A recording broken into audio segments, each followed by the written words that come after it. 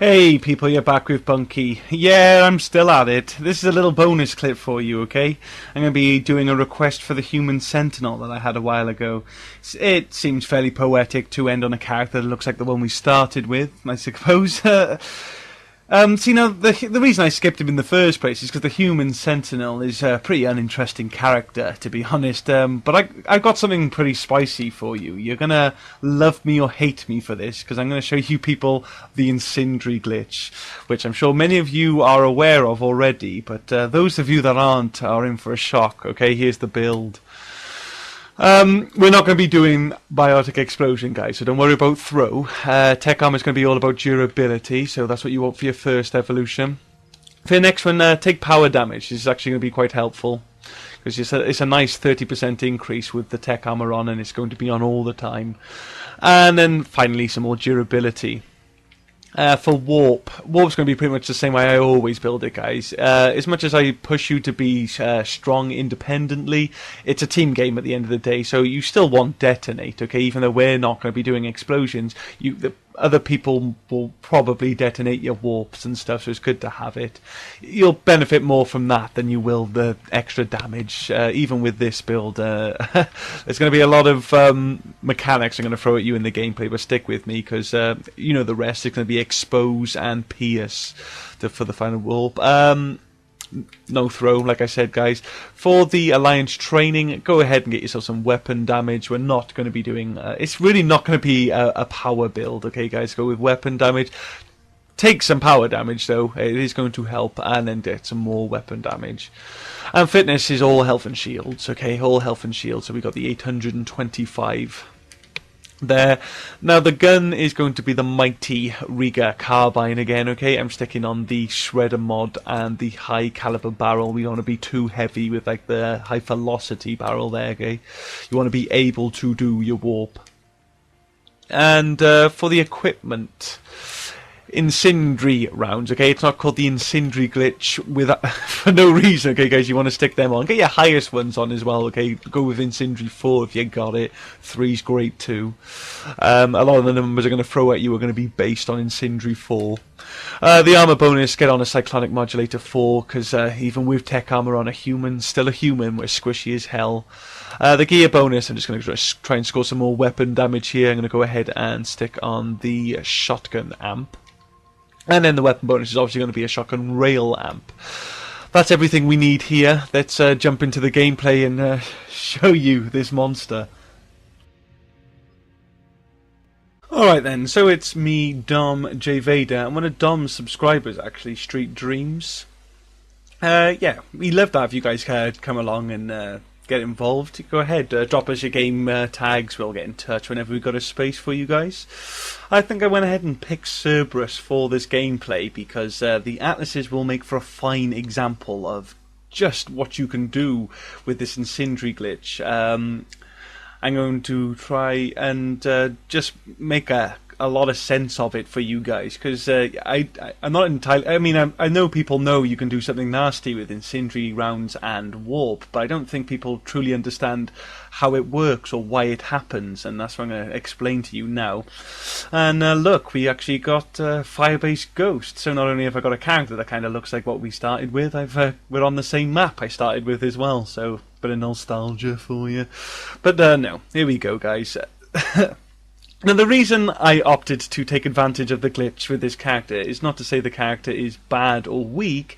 He's just boring. I mean, and I gotta tell you, this glitch is unbelievable. You are going to see Atlases straight up disappear in this gameplay. I mean, you're not really going to, you know, catch it much with these Mook enemies. I mean, it's the Riga carbine. It's going to lol kill them really quickly. You know, it's just the way the Riga is. But when you watch when those bosses, when the Atlas start rolling out, guys, you are going to see something just absolutely ridiculous. and not only will the enemy be on fire, but I'm going to be on fire. This game was actually a really cool gameplay. But no, okay, guys, the human Sentinel is a very straightforward and simple character. You know. He's a little tougher than the other humans, but that really is not saying much, okay? Just because he's a human with tech armor does not mean that he is a tough human. He's tougher, but he still goes down real quick, guys. I've got the Cyclonic 4 on, and it's still not going to be saving my ass most of the time.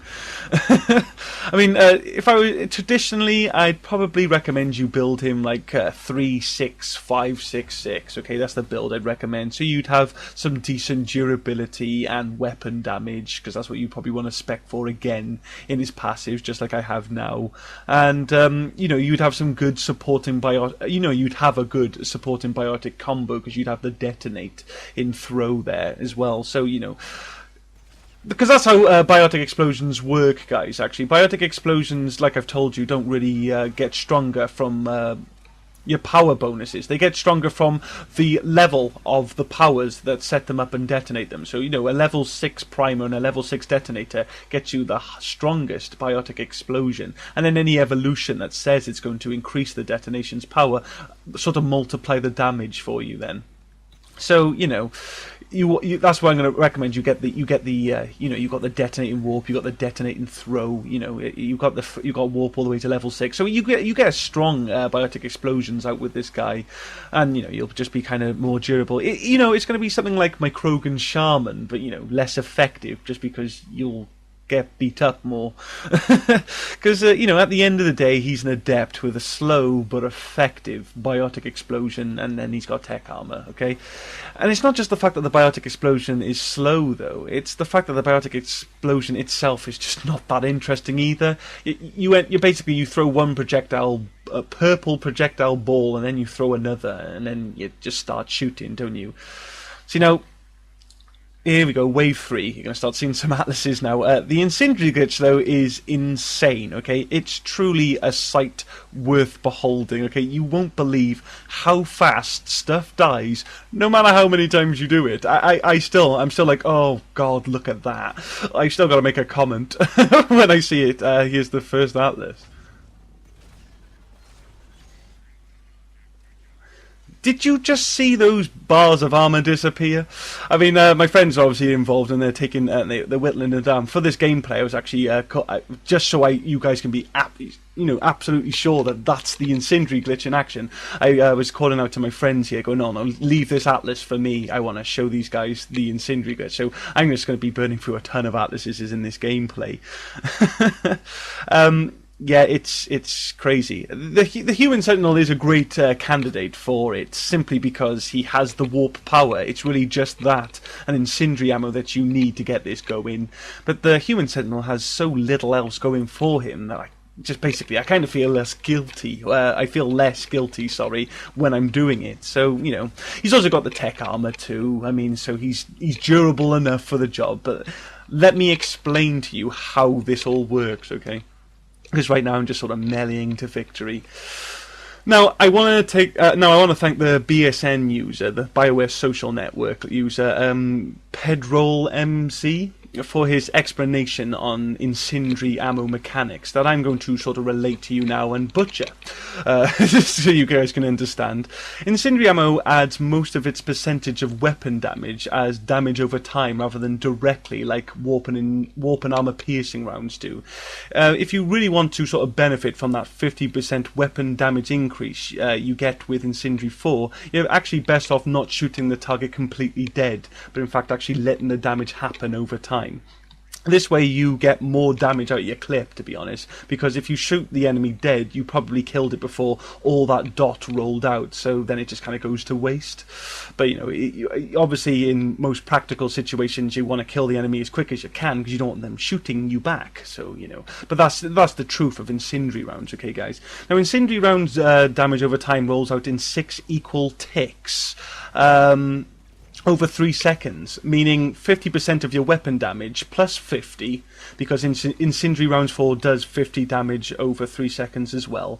That will be done in 3 seconds for every half a second. So, you know, and what you can do, you can stack the damage done multiple times in that damage window.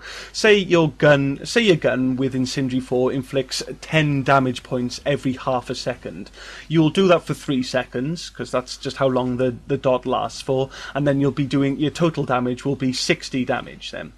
If you shot again before those 3 seconds were up, the incendiary dot will absorb the new damage over time that you've just applied and then do 20 damage every half a second. So you'll end up doing 120 damage. You see how quickly that bulks up? Because that's where we're heading with this incendiary glitch, guys. That's how incendiary ammo is applied. It doesn't. You don't just sort of replace it or just extend the time it lasts for.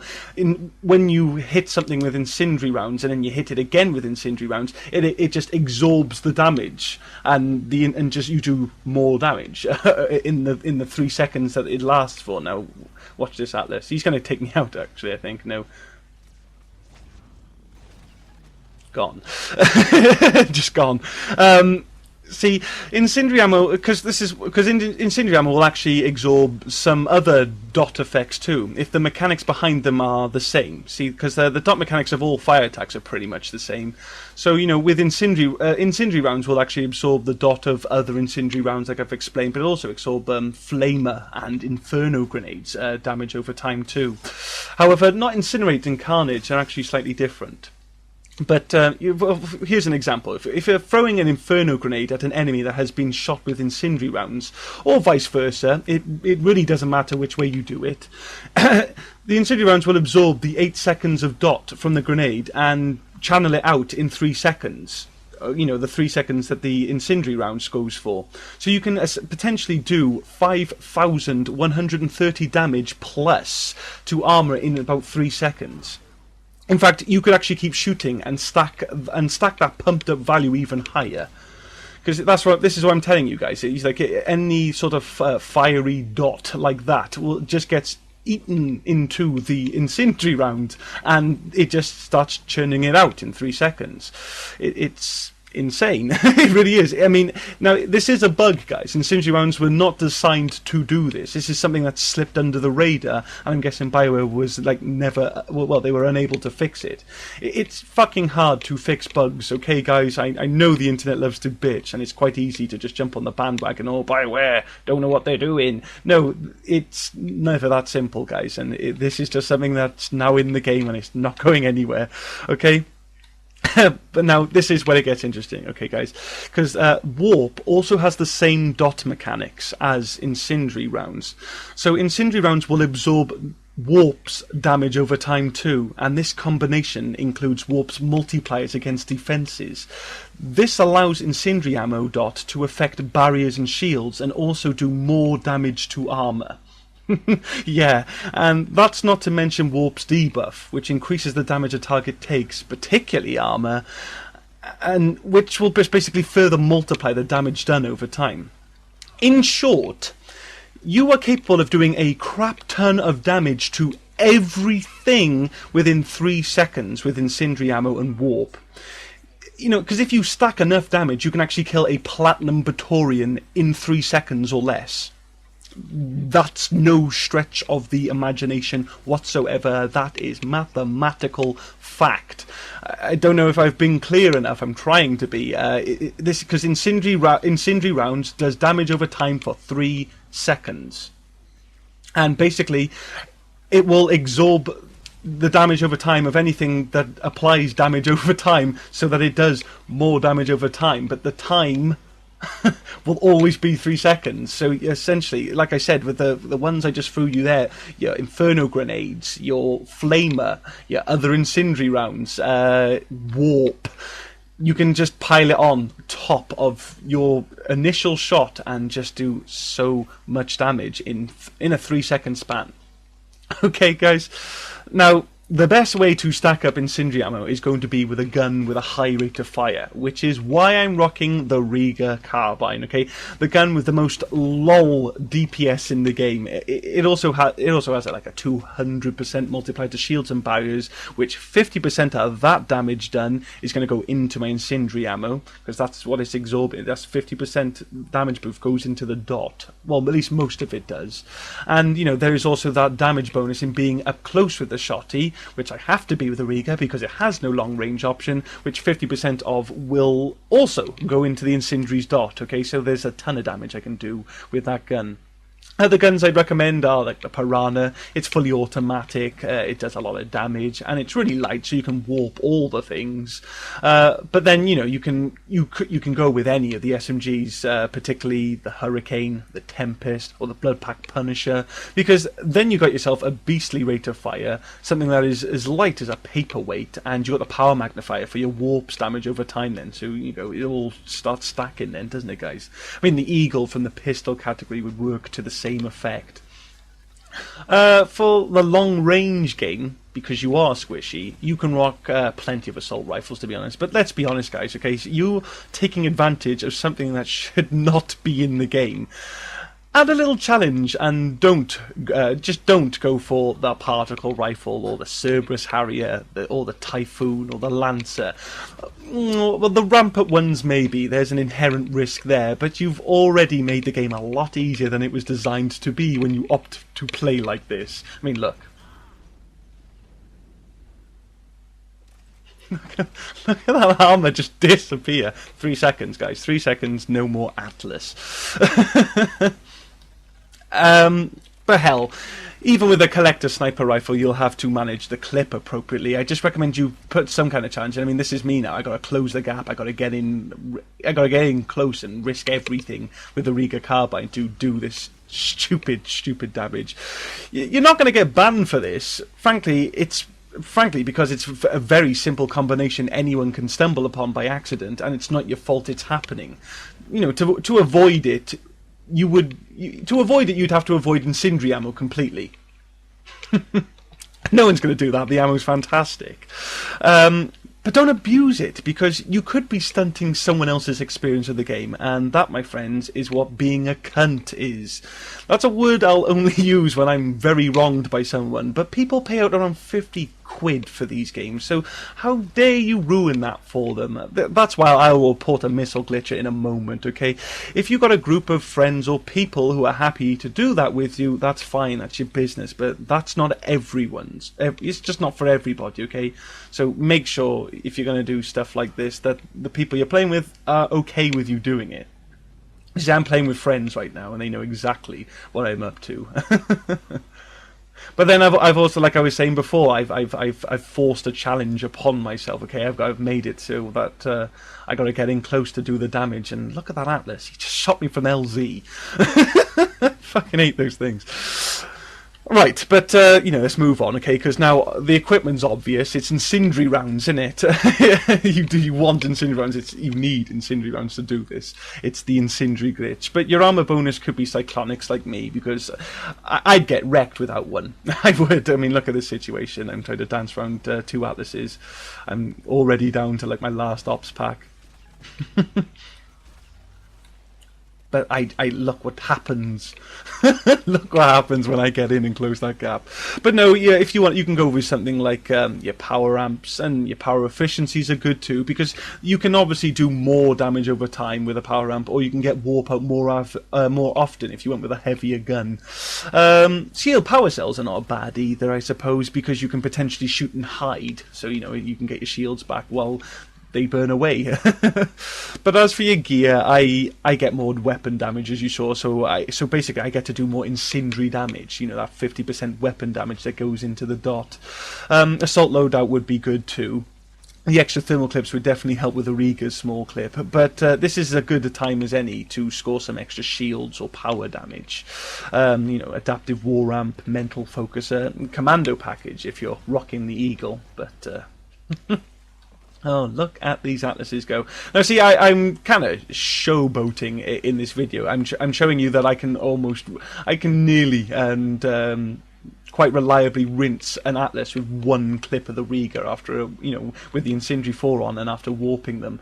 At reality, to get the absolute most damage out, it would be more about stacking it. If I shot half my clip, or at least shot them down to half health, stopped shooting, and then shot again, I would then be piling on the incendiary damage. Because if I just shoot the one time, I've only put on, the initial incendiary. Although the rate of fire is piling it on as well. But if I shoot again, I'm basically doubling it again. So this is what I mean, guys. If you want to rinse a Platinum Praetorian in 3 seconds, just sort of warp them, shoot them, stop, shoot them, stop, shoot them, and then just watch them just disappear. It's quite ridiculous.